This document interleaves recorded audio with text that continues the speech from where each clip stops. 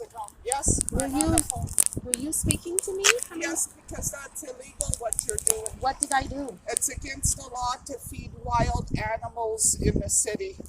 So why did the person leave the bag? You saw me coming with empty-handed, and you saw me empty the bag that was on the I ground. wasn't looking. I only saw you pull it. It's okay. Oh, so that's interesting. If you don't mind, before I go to one about my second. business, I just want to know. So if it's against the law to feed wild animals, what are they going to eat? They're not. They eat nature. What?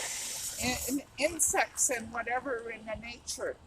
Wild, like fruit that grows on trees, insects. So we whatever. have trees Okay, here I'm in on the the city. phone with a lady. We have fruits around here in the city Yes, that we do. grows around yes, here. we do. Oh, We do.